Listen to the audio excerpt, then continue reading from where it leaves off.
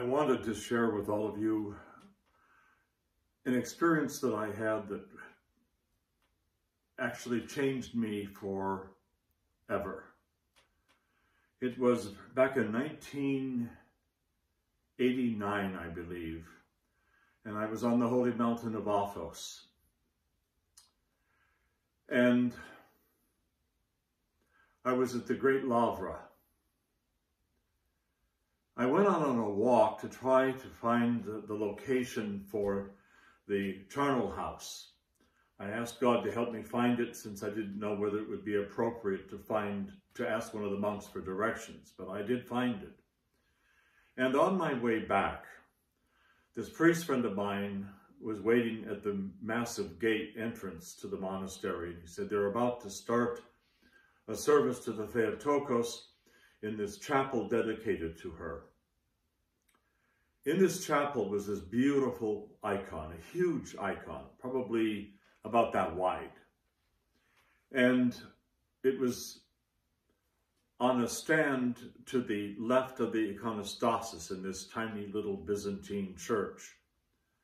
The story was that it appeared on a tree, and when the monks saw it, they took it into the Catholicon, the main temple of the monastery. But the next day it was missing, and they found it back on the tree. So they returned it to the Catholicon, and it was back on the tree. And so they finally decided, well, the Mother of God must want to be there. So they built this beautiful little church. So I was privileged to be there when they were doing a service to the Mother of God in that church. As we entered into the church, following the monks that were part of this brotherhood, I prostrated before the icon. They prostrated twice, would kiss the icon, and then back off and prostrate again. As I went to prostrate before the icon, I heard her speak to me.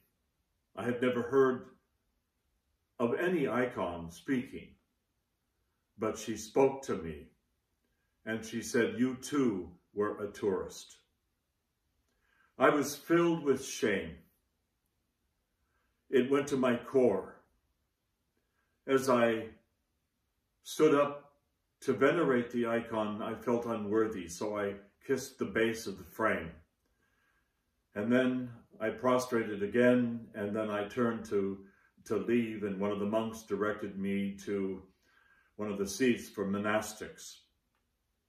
But I said no, and I went to the very back of this small temple, and I discovered what these massive pillars were for. They were for sinners like me to hide behind. So with the sleeves of my rasa, I put over my face, and I prostrated to the ground with my head on the floor for the entire duration of the service. I knew why she had said this to me, because earlier that day I had been complaining to my friend about all the German tourists. They're not Orthodox. Why are they allowed to come here? They're just taking up free places to stay and hiking trails. Why are they allowing these Germans here?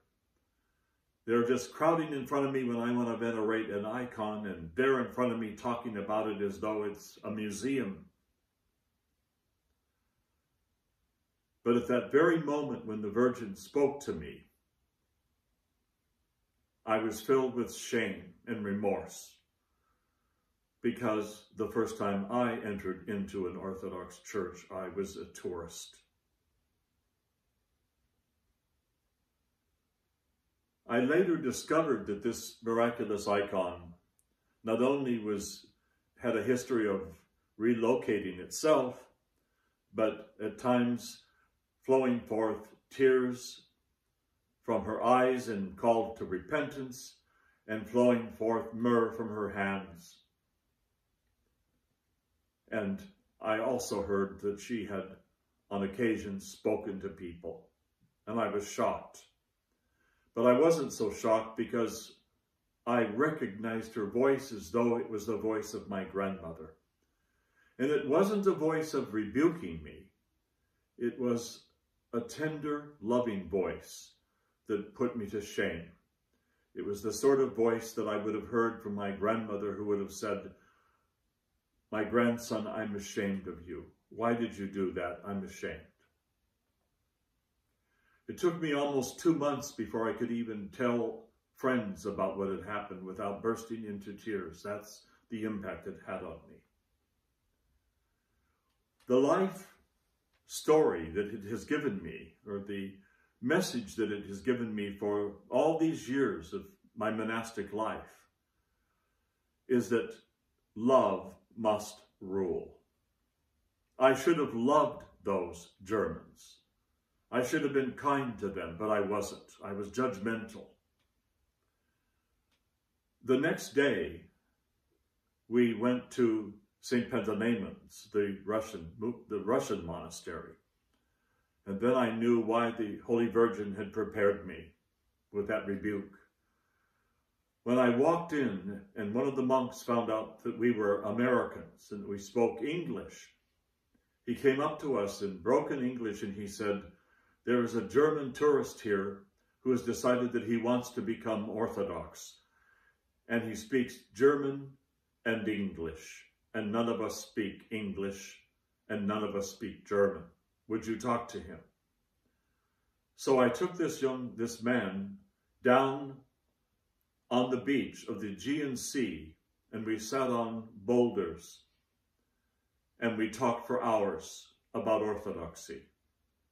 And since I had gone to Greece through Frankfurt, Germany, and had met a Orthodox priest in Germany, I knew his name, and I was able to tell this German how he could connect with this priest. So the life lesson for me was that I must be always open to sharing orthodoxy and the gospel with others. And the best way to do that is by loving them. Not judging them, not criticizing them, but always, by the grace of God, loving them.